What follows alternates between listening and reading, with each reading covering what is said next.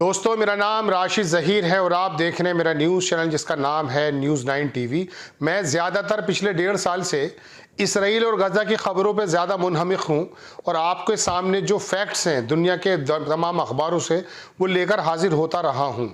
लेकिन अभी उत्तर प्रदेश के पश्चिमी उत्तर प्रदेश में एक बैठक हुई जिसको कुरैशी जमात की बैठक कहा जा सकता है। हालांकि बाकी उसके अंदर काफ़ी ज़्यादा बुद्धिजीवी वर्ग लोग शामिल थे। एक बुराई जो मुस्लिम जमात में आ चुकी है और ज़माने से चल रही है कि लड़कियों की शादियों में जो अखराजात होते हैं वो हमारे निकाह पढ़ते वक्त में जो होता है, बाकायदा कुरान की जो आयतें पढ़ते हैं उसके अंदर एक लाइन भी है, मैंने बुज़ुर्गों से सुना कि उन निकाहों के अंदर बरकतें हैं जिसमें कम खर्च होता हो। और अल्लाह के नबी की बेटी की शादी के मुतालिक तो पूरी दुनिया जानती है कि जहेज़ में क्या क्या था। लेकिन बहरहाल हुआ यूं है कि कुछ दिन पहले से हालात थोड़े से सुधरे तो नाक जो ये शरीर पे लगी हुई है इसे लंबा करने का मर्द शामिल हो गया। और वो लंबा करने का मर्द में कोई दिक्कत नहीं थी, इज्जत नफ्स है। आदमी चाहता कि मेरी इज्जत हो, लेकिन इज्जत का तरीका भी तो सही हो। आप इज्जत क्या समझते हैं? अल्लाह के नबी ने अपने अखलाकियात से इज्जत पाई है, अपने मसावात तरीके से इज्जत पाई है। लेकिन बहरहाल वो बड़ी बड़ी शादियां होने लगी, करोड़ों रुपया लगने लगा, मकान दुकान बिकने लगे, गिरवी रखे जाने लगे और सुनारों के मज़े आ गए। और कुरैशी जमात और हमारे मलिक लोग और हमारे बहुत सारे लोग हैं उसमें कुरैशी लोग बड़े अशरा मुबशरा हैं। उन लोगों ने जो है आकर के ज़बरदस्त तरीके की शादियाँ की हैं, लोगों को बता दिया कि शादियाँ किस प्रकार से होती हैं। उनकी देखा देख बहुत से लोग दूसरे भी शामिल हो गए। उन लोगों को भी मालूम नहीं पड़ पाया कि आखिरकार किस तरह की बीमारी हमारे अंदर जो है जन्म लेती जा रही है।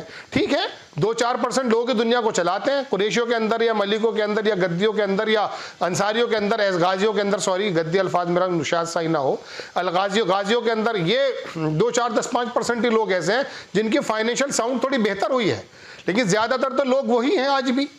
भाई रोज़ाना खाना रोज़ाना करना, फिर रोटियों का मसला सीधा हुआ है। लेकिन हुआ यूँ है कि नाक बढ़ाने के चक्कर में जो शादियों में खर्च हुए उसको पूरी दुनिया ने देखा। मैं एक बहुत बड़ा अधिकारी था, उसके पास बैठा हुआ था दोस्तों, तो उसने कहा, अपने उसे मालूम नहीं था कि ये I concern from the Muslim community. उसने कहा कि बस ये ऐसे चुगलो, जैसे मुर्गे नहीं चुनते चुगते, ऐसे चुगलो इन्हें, बाकी सब लोग सही हो जाएंगे। तो ये हुआ यूँ है कि सहारनपुर के अंदर एक खनन का आदमी था, तो रामपुर के अंदर आजम खान था, मेरठ के अंदर 2-4 मंत्री और हैं, वो भी कुरैशी जमात से लोग ताल्लुक़ रखते हैं। और बहुत बड़े बड़े जो कौम के अंदर अच्छे लोग निकले थे, उन लोगों की नज़र, उन लोगों पे नज़र पड़ गई दरअसल आरएसएस के उनके लोगों की कि यार ये लोग कौन हैं। इलेक्शन लड़ाने का तरीका इन्होंने सिखाया, इसमें कोई दो राय नहीं है। उत्तर प्रदेश के मेरठ की जगह से जहाँ से मैं ताल्लुक़ रखता हूँ, वहाँ मेरठ में इलेक्शन इस तरह का लड़ाया गया कि इलेक्शन की तारीख बदल दी गई, लोग लड़ने लगे। बहरहाल अलग चीज़ है। तो उन लोगों की नज़र में सबसे पहली बात तो आप लोग आ गए, हम लोग आ गए, तो उन्होंने कहा कि चुग लो इस तरह से। तो पता ये चला कि बाकायदा आपको और हमें तो मालूम नहीं कि मीटिंग्स में तय हुआ कि इन लोगों को किस तरह से इनकी बैकबोन तोड़नी है। एक आजम खां की कमर तोड़ दोगे तो पूरा रामपुर और पूरा रीजन टूट जाएगा। एक मंत्री को अगर कमर तोड़ दोगे तो सबका जो है वो टूट जाएगा। राजनीतिक हमारा पार्टिसिपेशन इनको बर्दाश्त नहीं हुआ। वजह क्या थी? वजह ये थी कि बैंकों से जब लोन लिए गए और उस पर गाड़ियां ली गई, मकान लिए गए और जो शादियां की गई हैं या अपने कारोबार से शादी की गई, तो उनकी नज़रों में आ गया। अब इनकम टैक्स का कोई इतना बढ़िया मसला तो था नहीं, लेकिन बहरहाल उन्हें क्या मालूम कि बनिए के यहाँ तमाम की तमाम इज्जतें गिरवी रखी। माफ़ी चाहूँगा, बहुत खुली खुली बात मुँह से निकल जाती है, कोई प्रिप्लान तो नहीं। बहरहाल एक मीटिंग हुई दोस्तों गाजियाबाद के क्षेत्र में, आसपास के क्षेत्र में। मेरे पास वीडियोज़ आई, कुछ लोगों ने मुझसे कहा कि इसके बारे में कुछ बात कर दो। हालांकि मैं तो थोड़ी सी गाज़ा के बारे में फिलहाल कुछ बात कर रहा हूँ। तो मैं आपको बताना चाहता हूँ कि वहाँ की मैं क्लिप्स भी दिखाऊँगा। तो उनमें लोगों में तय हुआ कि भाई कोई माने या ना माने, हम लोग इसको अमल करेंगे। जितनी रसूमात हैं, सगाई की, ठगाई की, रगाई की, रगड़ाई की, सबको ख़त्म कर दिया जाए। और ये जो खाने की जो बेकदरी हुआ करती है इसको बंद कर दिया जाए। 2-3 तरह के खाने हो जाएं, जर्दा बिरयानी, कौरमा रोटी जैसे चला करता है, सफिशिएंट है। 2-4 तरह के फल हो जाएं।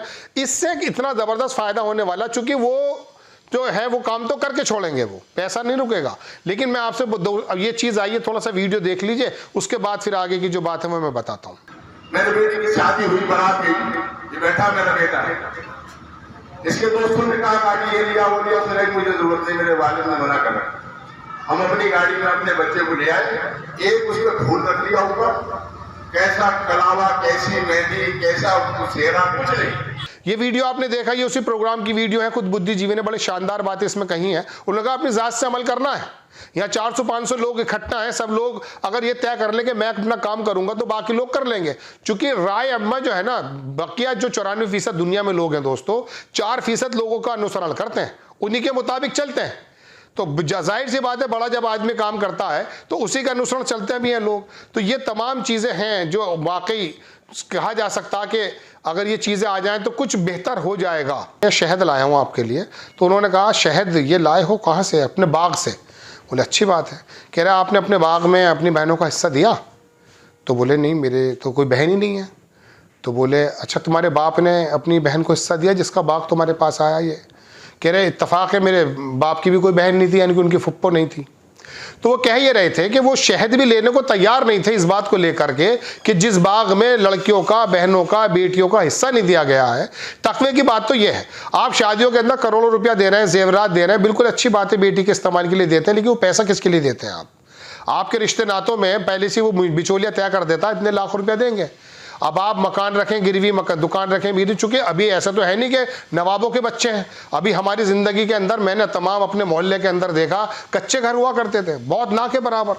कोई आदमी हुआ करता था, प्याज से रोटी खाते हुए हमने देखा, ठेलों पे मिर्चें बेचते हुए हमने देखा है, प्याज बेचते, आज भी बेचते हैं, भला कोई बुराई की बात नहीं है, अपने बच्चों को पालते हैं। बड़ी बड़ी नौकरी करने वाले जो परेशान हैं, हमारे यहाँ दस्तकारी होने के बाद, मजदूरी होने के बाद, कोरोना में हमारे यहाँ भूख से नहीं मरा कोई बंदा।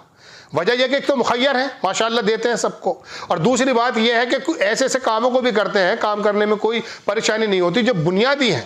बल्कि बमाने मुंबई के एक बहुत बुजुर्ग मेरे वालिद मोहतरम वहाँ सुन रहे थे, उन्होंने कहा मुसलमानों अपने बच्चों को पढ़ाओ मत। ये उन्होंने कहा, मेरे वालिद ने नहीं, उन्होंने मुझे बताया कह रहे दस्तकार बनाओ, चूंकि आने वाले वक्त में नौकरी में तुम्हारा कोई हिस्सा नहीं होगा। तो ये ठेले पर, मंडियों पर और जगह पर जाकर जो काम संभाला है, इससे थोड़े से मामले सीधे हो गए। लेकिन इसके सीधे होने के बाद जो और सीधा होना चाहिए था वो नहीं हो पाया। मेरी बात अधूरी रह गई दोस्तों। तो मैं बताना ये चाहता हूँ कि जो 51 लाख, 1 करोड़ और 21 लाख और 12 लाख देता है, कल गिरेवान पकड़ कर खड़ा हो जाएंगे वहाँ पर बच्चे कि आपने बेटी का हिस्सा क्यों नहीं दिया। आप इतना ज़रूर भी कर सकते हैं, मैं तमाम लोगों को ये वीडियो भेजूंगा जो इसके अंदर थे, मैं ज़्यादा लोगों को नहीं जानता। शादी करने के लिए इतनी तैयारियां करनी पड़ती हैं कि उस तैयारियों से हमको ये सोचने का भी मौका नहीं मिलता। हमको IAS, PS, डॉक्टर, वकील बनाना तो बहुत दूर की चीज है। लेकिन अच्छी पहल है। आप इतना क्यों नहीं करते? जो आपका हिस्सा बेटी का है, उस नज़र से आप ये ऐलान कर दें कि भाई मैं 21 लाख रुपया, भाई 40 लाख रुपया फिलहाल दे रहा हूँ अपनी बेटी के हिस्से में, और बाकी मैं धीरे धीरे जो त्योहारियाँ, दुश्वारियाँ चलती हैं उसमें धीरे धीरे अदा करता रहूँगा। आप ये नाक बढ़ाने के लिए क्यों दे रहे हैं? आप कहें मेरी बेटी का मेरे पे हक है, मेरे 2 हिस्से लड़के के हैं, एक हिस्सा लड़की का है जो मेरी कमाई का है, उसके बाप की कमाई का नहीं, मेरी कमाई का जो हिस्सा है मैं वो देता रहूंगा। और भाई इतना बनता है, लेकिन मैं इतना ज्यादा दे रहा हूं अपनी खुशी से, उसके अंदर अपने आप पर बर्डन न लाए तो कम से कम वो गिरवान नहीं पकड़ा जाएगा। वरना ये बच्चे कब्रों पे जाके बहुत ज्यादा फातिहा नहीं पढ़ते हैं, याद रखिएगा मेरी बात। कब्र में जाने के बाद जो है अपना अपना मसला हो जाता है। तो जिनके लिए आप कर रहे हैं, हालांकि कर तो आप नाक के लिए रहे हैं बहुत सारे लोग, ये नाक बढ़ेगी नहीं। और कब्र के अंदर मैंने सुना कि सबसे पहले गलने की शुरुआत इसी नाक से होगी। अल्लाह ताला अगर चाहते तो इंसान को आसमान से पैदा कर देते या फूल में से पैदा कर देते, लेकिन अल्लाह ताला ने जिस्म के एक ऐसे नुत्फे से पैदा इंसान को किया है जो खारिज होने के बाद हमारे ऊपर गुस्ल फर्ज हो जाता है। बताया यह है कि तेरी जो पैदावार है वो ऐसी नजिश चीज से है कि तुझे फख्र करने का कोई हक नहीं है, तुझे कंधे चौड़े करने का कोई हक नहीं है। लेकिन अगर तेरे अमल सही होंगे तो फरिश्ते तेरे सामने सजदा करेंगे।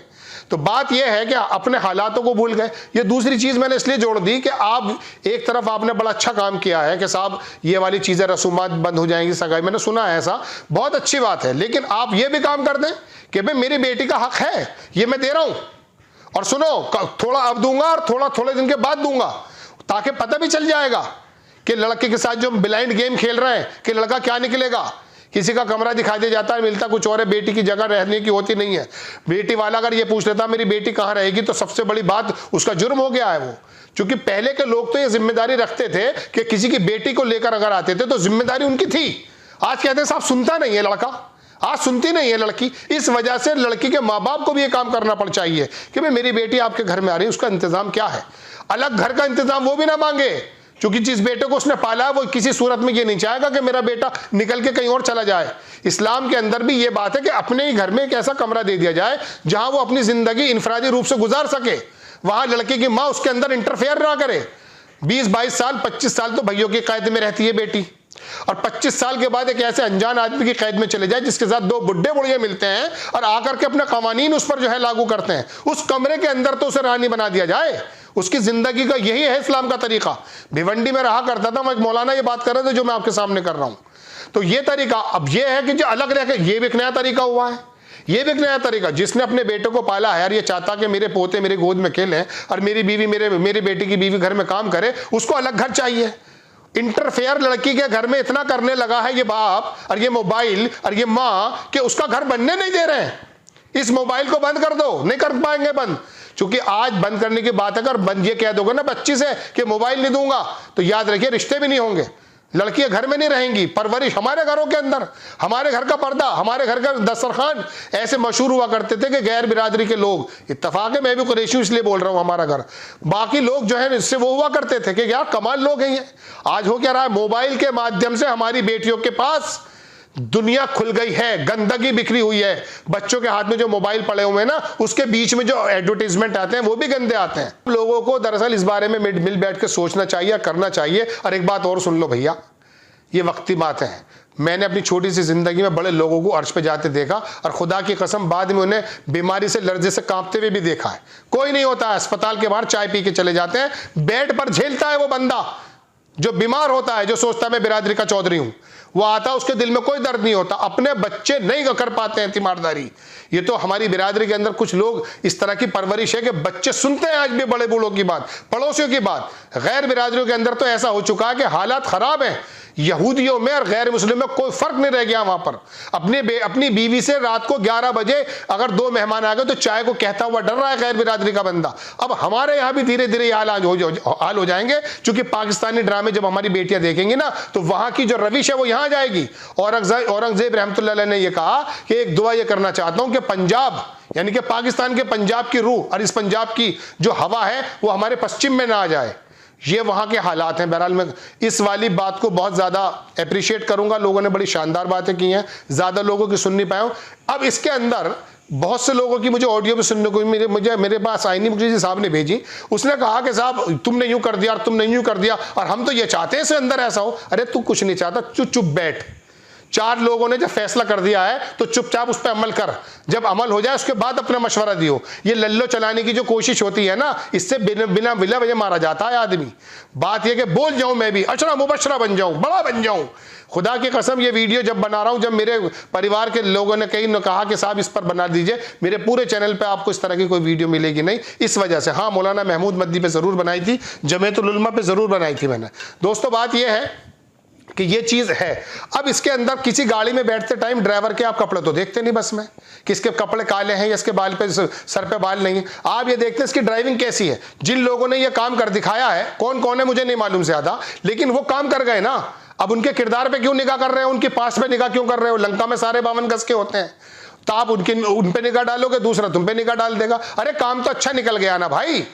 जब एक ड्राइवर को आप इसलिए रखते हैं इसकी ड्राइविंग बेहतर है, उसका कपड़ा अगर हल्का मैला भी है उस पर नजर मत डालीजिए। आप यूं गौर न कर मेरे मैले लिबास पर मैं कौन सा दरख्त हूं ये फल बताएगा। आप फल पर नजर रखिए। खैर दोस्तों, मुझसे कहा गया तो मैंने सोचा कि ये वीडियो मैं बना दूं, इसे स्प्रेड कर दीजिएगा। ये चैनल है जियो पॉलिटिक्स पे मैं बात करता हूं। 4 PM न्यूज़ चैनल एक और है जहां पर मैं काम करता हूं लखनऊ का, उस पर मैं देश की खबरें देता हूं। बाकी जो जियो पॉलिटिक्स की खबरें हैं वो मेरे इसी चैनल पर मिलती हैं। आपसे गुजारिश है चाहे तो कर लीजिएगा, बाकी तो अल्लाह ताला जो करना चाहेंगे होगा वही। अल्लाह हाफिज़।